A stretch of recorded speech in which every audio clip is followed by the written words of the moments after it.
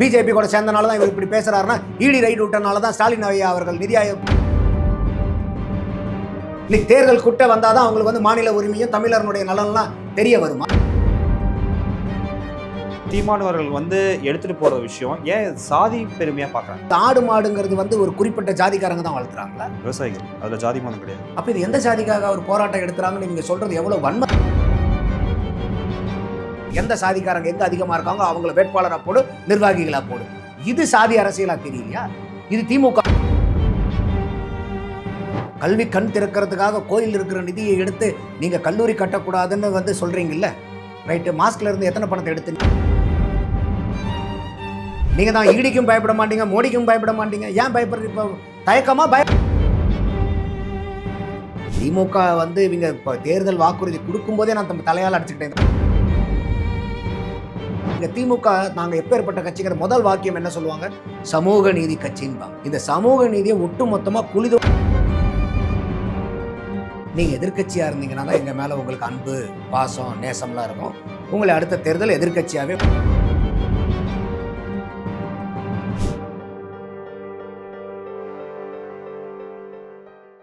Take one நேயர்களுக்கு வணக்கம். நான் உங்கள் கமல். இன்று நம்முடன் சமகால அரசியல் பேச இருப்பவர் அரசியல் விமர்சகர் திரு நந்தகுமார் அவர்கள். வணக்கம் சார். வணக்கம் கமல் சார். சில நாட்கள் முன்னாடி நாம் தமிழ் ஒருங்கிணைப்பாளர் சீமான் அவர்கள் ஆடு மாடுகள் மாநாடுன்னு சொல்லி மேய்ச்சல் எங்கள் உரிமைன்னு சொல்லி விராதனூர் மதுரையில் ஒரு பெரிய மாநாடு நடத்தினார் சார். அது வந்து நிறைய பாராட்டுகள் உண்டாச்சு, சில பேர் விமர்சனைக்கும் செஞ்சாங்க. அதில் வந்து விசிக துணை பொதுச்செயலாளர் வன்னியரசு அவர் என்ன சொல்கிறாங்கன்னா, சாதி பெருமையின் மிச்சம் குடிப்பெருமையின் எச்சம்ங்கிற மாதிரி நிறைய விஷயங்கள் விமர்சித்து பேசினார். இது வந்து ஆர்எஸ்எஸ்ல பின்னாடி இருக்கும் எனக்கு ஒரு டவுட் இருக்குது. ஏன்னா இதுக்கு முன்னாடி கல்லிறக்கல் போராட்டம் பண்ணார் அவர். அது வந்து பார்த்தீங்கன்னா ஒரு குறிப்பிட்ட சமூகத்தில் இந்த குலத்தொழிலை ஊக்குவிக்கிறாங்கிற மாதிரி சொன்னார். இதை வந்து சீமானவர்கள் வந்து எடுத்துகிட்டு போகிற விஷயம் ஏன் சாதி பெருமையாக பார்க்குறாங்க? இது எவ்வளோ பெரிய வன்மமாக பார்க்குறாங்கன்னு புரியுதா உங்களுக்கு? இன்றைக்கி ஒரு கல் இறக்குற போராட்டம் நடத்தினார். அதுதான் நீங்கள் சொல்கிற அந்த பனை ஏறுறது, கல் இறக்குறது. இன்றைக்கி பனைமரம் வச்சுருக்கீங்களா? ஒரு குறிப்பிட்ட சாதிக்காரங்க தான் வச்சுருக்காங்களா? விவசாயிகளினுடைய இது தானே அது. அப்போ விவசாயிகளை பூரா ஒரு குறிப்பிட்ட சாதிக்காரன்னு இவங்க அடையாளப்படுத்துகிறாங்களா? இது எவ்வளோ பெரிய அசிங்கமான ஒரு விவசாயிகளை எவ்வளோ கொச்சைப்படுத்துறீங்க, அசிங்கப்படுத்துறீங்கன்னு தெரியலையா? அடுத்தது நீங்கள் ஒரு ஆடு மாடுக்கு போது இன்றைக்கி அந்த ஆடு மாடுங்கிறது ஒரு என்ன சொல்கிறது, ஒரு ரெப்ரசன்டேட்டிவாக அங்கே கொண்டாந்து நிறுத்துகிறாங்க. அதை வந்து பார்த்தீங்கன்னா இப்போ எப்படி ஒரு பூஜை நடத்தும் போது யாரையோ ஒருத்தர் பெரியவங்க ஃபோட்டோ, இப்போ கட்சிக்காரங்களே பண்ணும்போது கலைஞர்களுடைய ஃபோட்டோ வைக்கிறீங்கள, அது வந்து ஒரு ஞாபகார்த்தமாக அவர் அங்கே இருக்கிற மாதிரி ஒரு அடையாளமாக. இல்லை வந்து ஏதோ ஒரு சாமி பூஜை பண்ணும்போது ஒரு சாமியினுடைய ஃபோட்டோ வைக்கிறீங்க. அந்த மாதிரி இன்றைக்கி ஆடு மாடுகளுக்கு உண்டான உரிமையை பற்றி மாநாடு நடத்தும் போது அந்த இடத்துல ஆடு மாடு கொண்டாந்து அவங்க நிறுத்துறாங்க. ஒரு கிரகப்பிரசத்துக்கு மாடு தான் ஃபஸ்ட்டு வீட்டுக்குள்ளே வரும். அப்போ அந்த மாதிரி வந்து நீங்கள் அங்கே கொண்டு வந்து வைக்கும்போது இது வந்து இப்போ நீங்கள் ஆடு மாடுங்கிறது வந்து ஒரு குறிப்பிட்ட ஜாதிக்காரங்க தான் வளர்த்துறாங்களா? விவசாயிகள், அதில் ஜாதி மதம் கிடையாது. அப்போ இது எந்த ஜாதிக்காக அவர் போராட்டம் எடுத்துறாங்கன்னு நீங்கள் சொல்கிறது எவ்வளோ வன்மத்தில் பேசுகிறாங்கன்னு புரியுதா இல்லையா? ஏன் இவ்வளோ வன்மம் உங்களுக்கு? இன்னும் குறிப்பாக சொல்ல போனால் சீமான் அவர்கள் தான் எனக்கு தெரிஞ்ச ஒரு சாதி கட்சி சாதிகளெல்லாம் ஒழிக்கணும்னு சொல்லக்கூடிய அரசியல் கட்சி தலைவர். இந்த கம்யூனிட்டி பார்த்து வேட்பாளர் நிற்க வைக்கிற ஒரே தலைவர். தனித்தொகுதியில் கூட பொது வேட்பாளர், பொது தொகுதியில் கூட இன்னைக்கு வந்து எஸ்சி எஸ்டியை கொண்டு நிறுத்துறது எந்த கட்சிங்க அதிகமாக நிறுத்துறாங்க? நாம் தமிழர். அப்போ இப்போ இருக்கக்கூடிய கட்சிகள் பூரா என்ன பண்ணுறாங்க? இந்த தொகுதியில் வந்து செட்டியார் ஜாஸ்தியா, செட்டியார் செயலாளராக போடு, தேவேந்திர குல வேலராஜ் அவரை செயலாளராக போடு, அவரை வேட்பாளராக போடு, எந்த சாதிக்காரங்க எங்கே அதிகமாக இருக்காங்களோ அவங்கள வேட்பாளராக போடு, நிர்வாகிகளாக போடு. இது சாதி அரசியலாக தெரியலையா? இது திமுக பண்ணலையா? இதை வந்து விமர்சிக்கும் போது இந்த கூட்டணி கட்சியில் இருக்கக்கூடிய நீங்கள் சொல்லக்கூடிய கட்சிக்கு இதெல்லாம் ஏன் திமுக பண்ணுறது கண்ணுக்கு தெரியலையா அவங்களுக்கு? இன்னும் விசிக்காக அவங்க தனி தொகுதி தானே தராங்க, பொது தொகுதியில் ஒரு தொகுதி தர மாட்டாங்க. இதே வந்து அவங்க எவ்வளோ தூரம் போய் நின்று கேட்டிருக்காங்கல்ல. போன 2024 3 தொகுதி கொடுங்க, 2 தனி தொகுதி, ஒரு பொது தொகுதி கொடுங்கன்னு கேட்டாங்க. சரிங்க, 3 கூட வேண்டாங்க, 2ங்க, அதில் ஒரு பொது தொகுதி கொடுங்க, ஒரு தனி தொகுதி கொடுங்கன்னு கேட்டாங்க. கொடுத்தீங்களா? அப்போ அந்த உங்கள் திமுக உங்கள் கட்சியை எப்படி பார்த்துக்கிட்டு இருக்குது? இதெல்லாம் உங்களுக்கு சுருன்னு எழ வேண்டாமா? சீமான் இன்னைக்கு நடத்துறதை பார்த்துட்டு நீங்கள் வந்து இப்படி ஒரு அபத்தமான ஒரு பழிச்சொல் போடுறது வந்து எனக்கு வந்து விடுதலை சிறுத்தைகள் கட்சியினுடைய தலைவர் திருமாவளவன் அவர்கள் மேலே எனக்கு அன்பு மரியாதையெல்லாம் உண்டு. ஆனால் இந்த மாதிரி வந்து ஒரு மலினமான அரசியல் யார் செஞ்சாலும் நம்ம அதை விமர்சித்து தான் ஆகணும். இன்னைக்கு சீமான் அவர்கள் சொல்கிறதே இந்த சாதி கருமாந்திரத்தை ஒழிச்சாதான் நீங்கள் தமிழர்களாக ஒன்று சேர முடியுங்கிறதான் அவர் எப்பயுமே பேசிகிட்டு இருக்காரு. சாதி பார்த்து ஓட்டு போட்டால் ஓட்டு தீட்டுங்கிறாரு. ஓட்டு தீட்டுங்கிறார். சாதி பார்த்து போடுற ஓட்டு எனக்கு தீட்டுங்கிறாரு.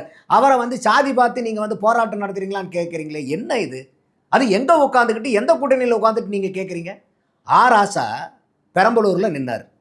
எதுக்காக வந்து நீலகிரிக்கு மாற்றப்பட்டார்? இந்த தனி தொகுதி பொது தொகுதியாக மாறினால நீ தனி தொகுதியில் நிற்க வேண்டிய ஆள்றா, நீ அங்கே போய் நில்றான்னு சொல்லி அனுப்பிச்சிருக்காங்க. அப்போ இது வந்து சனாதனம் இல்லையா? விசிகா எதை எடுத்தாலும் சனாதன எதிர்ப்புங்கிறீங்க. இந்த சனாதனத்தை நீங்கள் எதிர்க்க வேண்டாமா? திருமாவளவன் அண்ணன் அவர்களை கேட்குறேன், இதெல்லாம் நீங்கள் சனாதனமாக உங்கள் கண்ணுக்கு படலையா? சனாதனம்ங்கிறது என்ன? ஒரு பிறப்பால உயர்வு தாழ்வு சொல்கிறது தான் தவறு தானே அது. அது சனாதனம் உண்மையாக என்ன சொல்லுதுங்கிறது சனாதனத்தை பற்றி தூக்கி பிடிக்கிறவங்களுக்கு தெரியறதில்ல, சனாதனத்தை எதிர்க்கிறவங்களுக்கு தெரியறதில்ல. அதுக்குள்ளே நான் போக விரும்பலை. ஆனால் நீங்கள் எதிர்க்கக்கூடிய சனாதனம் பிறப்பால் ஒருத்தனுக்கு முன்னுக்கு உரிமையின்மையோ இருக்கக்கூடாது, பிறப்பால் ஒருத்தன் வந்து அனுகூலத்தை அடையக்கூடாது. அப்போ பிறப்பால் ஒருத்தன் அனுகூலத்தை அடையிறானா அவன் என்ன எப்பேற்பட்டது? அதை எதிர்க்கிறன்னு தானே நீங்கள் எதிர்க்கிறீங்க. இன்றைக்கி உதயநிதி ஸ்டாலின் ஐயா அவர்கள் மேடை தோறும் தான் யாருன்னு எப்படி புலம்புறாரு, எப்படி நம்மளைய அவர் அறிமுகப்படுத்திக்கிறாரு? கலைஞரனுடைய பேரன் முத்துவேல் ஸ்டாலின் கருணாநிதி அவர்களுடைய மகன். எப்போ துணை முதலமைச்சரானதுக்கப்புறம் கூட நான் இன்னார்னு உங்களை நீங்கள் சொல்லி அடையாளப்படுத்திக்க முடியும் இல்லையா? அப்போ இதெல்லாம் உங்களுக்கு சனாதனமாக தெரியலையா? இதெல்லாம் உங்களுக்கு பார்ப்பனியமாக தெரியலையா? அப்போ உங்களுடைய இது பார்ப்பன எதிர்ப்பா பார்ப்பனிய எதிர்ப்பா? பார்ப்பனிய எதிர்ப்புனா இதை எதிர்க்கிறோமா இல்லையா? திருமாவளவன் அவர்கள் உடனே என்ன சொல்லுவாங்க, இல்லைங்க மக்கள் தானங்க ஓட்டு போட்டு தேர்ந்தெடுத்தாங்க. அப்போ மோடியை பாரதிய ஜனதாவுக்கெல்லாம் ஓட்டு போட்டது யார்? அவங்களுக்கும் மக்கள் தானங்க ஓட்டு போட்டாங்க. இந்திய மக்கள் தானே ஓட்டு போட்டாங்க. எங்கேயோ ஜப்பான்ல இருந்தோ இல்லை வந்து அமெரிக்காவிலேருந்தோ வந்து ஓட்டு போட்டு போயிட்டாங்களா தெரியாமல்? இல்லை, அங்கே கூட ஒரு பர்டிகுலர் ரூல்ஸில் ஃபாலோ பண்ணாங்களா? ஒரு 75 வயசுக்கு மேலே ஒரு தலைவராக இருக்கக்கூடாது. மோகன் பகவத் வந்து ஆர்எஸ்எஸ்லேருந்து அதெல்லாம் கூட விடுங்க, எனக்கு அதிலெல்லாம் நீங்கள் அது மக்கள் ஓட்டு போடுற வரைக்கும் நீங்கள் வாங்க, உங்கள் செல்வாக்கு அது. உங்களுடைய மக்கள் விரும்பினா யார் வேணாலும் ஆட்சி செய்யலாம், அதில் எந்த மாற்று கருத்தும் கிடையாது. இன்னும் பரம்பரையாக வரலையே, ஒரு திடீர்னு ஒரு மோடி வருவார், திடீர்னு வாஜ்பாய், அதெல்லாம் இவங்களுக்கு வந்து அதுதான் நான் சனாதனம். ஆனால் இங்கே தாத்தா இருக்கணும், அப்பா இருக்கணும், பையன் இருக்கணும், அதுக்கப்புறம் அவருடைய பேரன் இருக்காரு பாருங்க, கொள்ளு பேரன், அந்த பேரன் அடுத்ததுக்கு வரணும். அதுக்கு எல்லாருமே ரெடியாக இருக்காங்கல்ல. 75ஆம் ஆண்டு விழா நடக்கும்போது அந்த நிர்வாகிகள்லாம் பேசினாங்களா இல்லையா? நாங்கள் வந்து அடிமையாக இருக்கிறது, இந்த குடும்பத்துக்கு அடிமையாக இருக்கிறது நாங்கள் பெருமைப்படுறோன்னு சொன்னாங்களா இல்லையா? இதெல்லாம் பார்ப்பனியமாக தெரியலையா? எங்கே இருந்தாலும் நான் வந்து அரசியல் பகுத்தறிவை, அரசியல் தொலைநோக்கு பார்வையை, அரசியல் விழிப்புணர்வோட மக்கள்கிட்ட ஏற்படுத்த வேண்டியதுதான் என்னுடைய கடமைன்னு திருமாவளவன் அண்ணன் சொல்கிறாரா இல்லையா? இதையெல்லாம் நீங்கள் கேட்கக்கூடாதா? இதெல்லாம் இந்த விஷயத்தை பற்றி விழிப்புணர்வு நீங்கள் ஏற்படுத்தக்கூடாதா? இதெல்லாம் சனாதனம் இல்லையா? இதெல்லாம் பார்ப்பனியம் இல்லையா? அப்போ நீங்கள் உண்மையாலும் எதை எதிர்க்கிறீங்க சார்? எதை எதிர்க்கிறீங்க நீங்கள்? அப்போ நீங்கள் இந்த மாதிரி பண்ணும்போது உங்கள் மேலேயும் ஒரு மக்களுக்கு அவநம்பிக்கை வந்துருமா இல்லையா? அதெல்லாம் அவங்க சூதானமாக கொஞ்சம் பார்த்து பேசணும். நீங்கள் சீமானவர்கள் எங்கேயாவது சாதியை தூக்கி பிடிச்சி நீங்கள் பார்த்துருக்கீங்களா? நீங்கள் உங்களுக்கு வந்து பொது தொகுதி கொடுக்க மாட்டேங்கிறாங்கன்னு புலம்புறீங்க. அவர் வந்து சாதி கேட்குறத நானும் அவர் சீமானும் சொல்கிறார் ஒரு பேட்டியில், நானும் சாதி கேட்குறேன். எதுக்கு கேட்குறேன்? அரசியல் அதிகாரமற்றவர்களை கொண்டு போய் அரசியல் அதிகாரம் வாங்க வைக்கிறதுக்காக இவங்க எந்த அளவுக்கு சமூகத்தில் கடைநிலையில் இருக்காங்களோ அவங்கள கொண்டு வந்து நான் பொது தொகுதியில் நிறுத்தணும், அதுக்காக நான் சாதியை கேட்குறேன். இந்த கருமாந்திரம் பிடிச்ச சாதியை வச்சு தான் ஒழிக்கணுங்கிறார். அப்பேற்பட்ட ஆளை வந்து நீங்கள் அவர் சாதியை முன்னிலைப்படுத்தி சாதி வாக்கு வாங்குறதுக்காக போராட்டம் நடத்துகிறாரு அப்படின்னீங்கன்னாக்கா, சாதியை பார்த்து போராட்டம் நடத்துகிறாருன்னா இது எவ்வளோ பெரிய ஒரு அவச்சொல் இல்லையா? மக்கள் ஏற்றுப்பாங்களா இதை? எனக்கும் சீமான் கிட்ட நிறைய கருத்து முரண்பாடுகள் உண்டு, கொள்கை முரண்பாடுகள் உண்டு. ஆனால் இந்த விஷயத்தில் எப்படி நீங்கள் வந்து அவருக்கு ஆதரவாக பேசாமல் இருக்க முடியும்? இவங்க சும்மா கண்ணை மூடிட்டு வைக்கக்கூடிய குற்றச்சாட்டை எப்படி எடுத்துக்க முடியும், நம்ம ஏற்றுக்க முடியும்? அதெல்லாம் அவங்க சொல்கிறது தவறான வாதம். 2020க்கான தேர்தலுக்கு எடப்பாடி பழனிசாமி தன்னோட தேர்தல் பிரச்சாரத்தை விறுவிறுன்னு ஆரம்பிச்சிட்டாரு. அவர் சொன்னது ஒரு வைரலாக இருக்குது சார், போராட்டத்துக்கும் உட்பட்டிருக்கு. அதாவது இந்த அறநிலைத்துறை நடக்கிற வர ஃபண்ட்ஸு எல்லாத்தையும் வந்து நீங்கள் வந்து கோயில் பராமரிப்பு பணிகளுக்கு மட்டும்தான் யூஸ் பண்ணணும். அதாவது கல்லூரி விரிவாக்கத்துக்கோ ஒரு புதிதாக கல்லூரி தொடங்கும் போது அந்த ஃபண்டை யூஸ் பண்ணக்கூடாது சொல்கிறாரு. அதுக்கு சேர்பாபுவும் அவர் என்ன சொல்லியிருக்காங்கன்னா, அறநிலைத்துறையோட நாம்ஸ்லேயே வந்து அதுக்கு கல்லூரிக்கு செலவு பண்ணலான்னு சொல்கிறாங்க. இதை நீங்கள் எப்படி பார்க்குறீங்க? எப்படி கோயிலில் வர காசை புறம் எடுத்து நீங்கள் என்ன வேணால் பண்ணிக்கலான்னு போட்டிருக்காமா? கோயில் நடத்துகிற ஃபண்டை வந்து எஜுகேஷன் தான் சார், கல்விக்கு தான் சார் யூஸ் பண்ணுறாங்க. அப்புறம் கல்வித்துறைக்குன்னு என்ன வேலை இருக்குது? பட்ஜெட்டில் கல்விக்குன்னு நிதி ஒதுக்குறீங்களா? அதுக்கெல்லாம் என்ன வேலை இருக்குது? அவங்க இந்த நேரத்தில் சட்டத்தில் இடம் இருக்குங்கிறாங்களே. 7 கல்லூரிகள் நடைபெற்று இருக்கு. இந்த அறநிலைத்துறை கட்டுப்பாட்டில் 7 கல்லூரிகள் நடைபெற்று இருக்கு. 1981 எம்ஜிஆர் அவர்களே பழனி ஆண்டவர் கலைக்கல்லூரின்னு ஓப்பன் பண்ணியிருக்கார் சார் அவர். அதை வந்து 2017 எடப்பாடி பழனிசாமி அந்த கல்லூரி விரிவாக்கத்துக்கும் போய் அடிக்கல் நாட்டியிருக்காரு. அதாவது வந்து இதில் எப்பயுமே வந்து இன்றைக்கி இந்த இந்து அறநிலையத்துறைங்கிறது வந்து அரசாங்கத்தினுடைய கட்டுப்பாட்டில் தான் இருக்கிறது. ஓகேவா? அது வந்து ஆரம்ப காலத்துலலாம் இல்லை. அதுக்கப்புறம் தான் இவங்க சட்டம் கொண்டு வந்து இந்துக்களுக்கு மட்டும் வந்து இது. இன்றைக்கி மாஸ்கெல்லாம் யார் பராமரிக்கிறாங்க? இன்றைக்கி சர்ச்சஸ்லாம் யாருக்கு பராமரிச்சிட்ருக்காங்க? அங்கே இருக்கக்கூடிய ஃபண்டையெல்லாம் தூக்கி நீங்கள் காலேஜ் கட்டிகிட்டு இருக்கீங்களா? கல்வி முக்கியம் தானே. கல்வி கண் திறக்கிறதுக்காக கோயில் இருக்கிற நிதியை எடுத்து நீங்கள் கல்லூரி கட்டக்கூடாதுன்னு வந்து சொல்கிறீங்கல்ல, ரைட்டு. மாஸ்க்ல இருந்து எத்தனை பணத்தை எடுத்து நீங்கள் கல்லூரி ஆரம்பிச்சிருக்கீங்க அரசாங்கத்தினுடைய சார்பாக? அதுக்கு தனியாக வக்ஃபு கமிட்டி, அதுக்கு ஏன் தனியாக அதையும் அரசாங்கம் செய்ய மாட்டேங்கிறீங்க? அதுவும் கல்வி தானேங்க. இன்றைக்கி நீங்கள் ஒரு கிறிஸ்டியன் ஸ்கூல்ஸ்லேயோ வந்து இன்றைக்கி முஸ்லீம்ஸ் நடத்தக்கூடிய ஸ்கூல்லையோ இன்றைக்கி ஆர்டி ரைட் டு எஜுகேஷனில் வந்து 25% உள்ளொதுக்கீடு கொடுக்கணும்னு இருக்கு இல்லையா ஏழை மாணவர்களுக்கு? நீங்கள் முஸ்லீம்கள் நடத்த பள்ளியிலையோ வந்து கிறிஸ்டியானிட்டி நடத்தக்கூடிய பள்ளியில் நீங்கள் போய் சேர்த்த முடியுமா? ஆர்டி யாருக்கு பொருந்தது? இந்துக்கள் நடத்தக்கூடிய ஸ்கூலுக்கு மட்டும்தானே பொருந்தது. அப்போ இதெல்லாம் என்னது? இதெல்லாம் வந்து அப்போ அதிலெல்லாம் இன்றைக்கி வந்து ஒரு முஸ்லீம்கள் நடத்தக்கூடிய பள்ளியிலையோ கிறிஸ்டியன் ஸ்கூலில் நடத்துகிற பள்ளியிலையோ இந்த ஏழை மாணவர்கள் 25% இந்த ஆர்டியில் போய் அங்கே படித்தாங்கன்னா அந்த குழந்தைங்களுக்கெல்லாம் கல்வி கண் திறக்காதா? என்ன நியாயம் இது? எல்லாத்துக்கும் ஒரே மாதிரி நியாயம் இருக்கணும்ல. இதுதான் செக்குலரிசமா? இது ஸ்வீடோ செக்குலரிசமா இல்லையா? இது போலி செக்குலரிசமா இல்லையா? குறிப்பாக எடப்பாடி பழனிசாமி இந்த டாபிக் ஏன் எடுத்தார்? பிஜேபியோட கூட்டணி வச்சதுனால தான் இவர் வந்து இந்த துறை பற்றிலாம் ரொம்ப டீப்பாக பேச ஆரம்பிச்சிருக்காருன்னு அவர் விமர்சிக்கக்கூடிய சொல்கிறாங்க. நம்ம சொல்கிறது கமல், நீங்கள் பாரதிய ஜனதா கூட கூட்டணியில் இருங்க, இல்லாமல் போங்க, என்ன வேணால் பண்ணுங்க, நீங்கள் சட்டத்துக்கு உட்பட்டு நடங்க. அது வந்து இன்றைக்கி ஒருத்தர் கேள்வி கேட்குறனாலே வந்து அவர் உடனே வந்து பிஜேபியினுடைய குரலாக மாறிட்டார்னு அர்த்தமா? அப்போ இன்றைக்கி இடி ரைடு விட்ட உடனே நீங்கள் டெல்லியில் நிதி ஆயோக்கு மீட்டிங் போனீங்களா? அப்போ எதுக்காக போனீங்கன்னு மற்ற மக்கள்லாம் பேசினாங்களா? அப்போ அதெல்லாம் உண்மையா? இத்தனை நாளாக வந்து நீங்கள் நிதி ஆயோக் போகல, இடி ரைடு அடித்த உடனே போய் உட்காடுறீங்களே நீங்கள். அப்போ நீங்கள் இடி ரைடு அடித்தனால தான் நீங்கள் நிதி ஆயோக் போனீங்களா? அதை எடுத்துக்கலாமா? பிஜேபி கூட சேர்ந்தனால தான் இவர் இப்படி பேசுகிறாருன்னா இடி ரைடு விட்டனால தான் ஸ்டாலின் ஐயா அவர்கள் நிதி ஆயோக் போனார்னு அப்படி எடுத்துக்கலாமா? மாநில உரிமைகளை மீட்டெடுக்க போகிறேன்னு சொன்னார். ஏன் போன இத்தனை 3 வருஷமாக எங்கே போகல? அப்போ 3 வருஷமாக மாநில உரிமை பறி போனதெல்லாம் கண்ணுக்கு தெரியலையா அவருக்கு?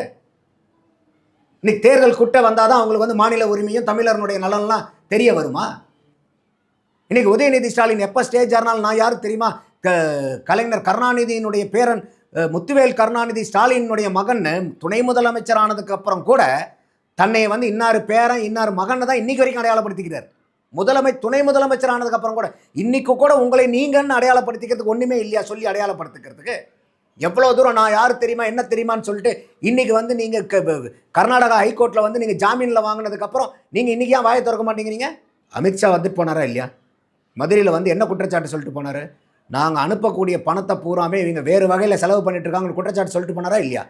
அலோகேட் பண்ணுற பணத்தை இவங்க ப்ராப்பராக அதுக்கு உண்டான செலவு பண்ணுறது இல்லைன்னு அந்த கேள்வியை இப்பேற்பட்ட துணை முதலமைச்சர்கிட்ட கேட்குறாங்க. ஒரு தமிழக சிட்டிசனாக நான் ஆவலாக பார்க்குறேன்.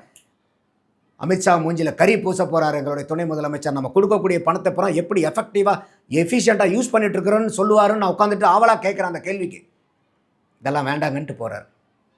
அப்போ இதெல்லாம் என்ன இடி ரைடு விட்டோடனே பயந்துக்கிட்டாரு உதயநிதி ஸ்டாலின் எடுத்துக்கலாமா? இடிக்கு பயப்பட மாட்டோம், மோடிக்கும் பயப்பட மாட்டோம், அப்படி தானே நீங்கள் டைலாக் சொன்னீங்க. சொல்கிறாரு. அப்போ ஏன் இந்த கேள்விக்கு ஏன் பதில் சொல்லலை? நீங்கள் தான் இடிக்கும் பயப்பட மாட்டீங்க, மோடிக்கும் பயப்பட மாட்டீங்களே சார். இது சாதாரண குற்றச்சாட்டா பெரும் குற்றச்சாட்டா? பெரும் குற்றச்சாட்டு.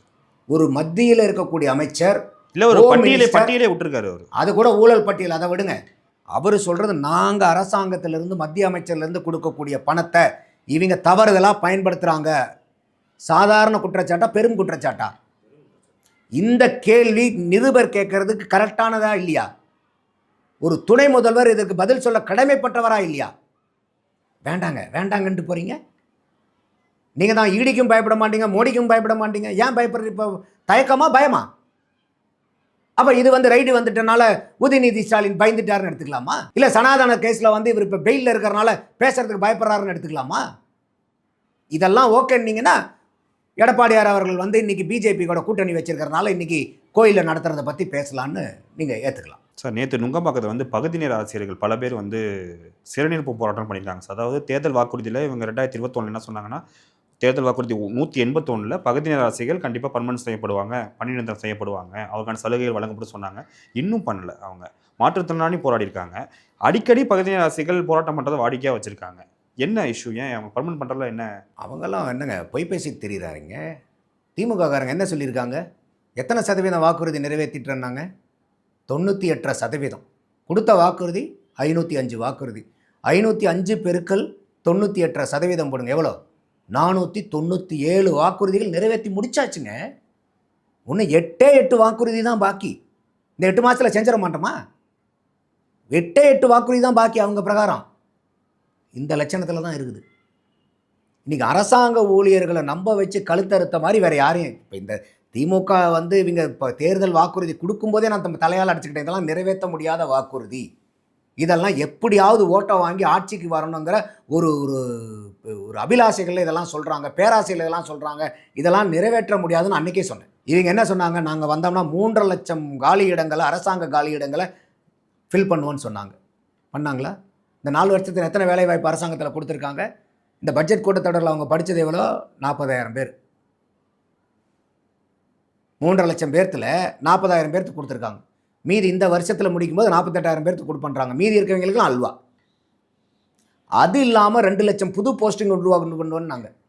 அப்போ மொத்தம் எவ்வளோ? 3 + 2 5.5 லட்சம். தமிழக இளைஞர்கள் எவ்வளோ எதிர்பார்ப்பில் இருந்தாங்க. திமுகவுக்கு ஓட்டு போட்டோம்னா அவங்க வந்தாங்கன்னா 5.5 லட்சம் போஸ்டிங் போட போகிறாங்கடா, அப்போ நம்மெல்லாம் வந்து வேலை கிடைக்கும்டா, அரசாங்க ஊழியனா போகலாம், நம்மளுடைய வாழ்க்கை பூரா நமக்கு வந்து மேலே வந்துடும். எத்தனை இளைஞர்கள் கனவு கண்டிருப்பாங்க. அந்த அந்த இளைஞர்களுடைய கனவு பூரா குழி தோண்டி போச்சாச்சுல்ல. அடுத்தது நீங்கள் சொல்கிற இந்த கான்ட்ராக்ட் எம்ப்ளாய், 10 வருஷத்துக்கு மேலே யார் யாரெல்லாம் கான்ட்ராக்ட் எம்ப்ளாயாக ஒர்க் பண்ணிட்டு இருக்கிறீங்களோ அவங்கள பூரா பர்மனன்ட் பண்ணுவோன்னாங்க. அதில் போராடினவங்கள 13 வருஷமாக ஒர்க் பண்ணிட்டு இருக்காங்க.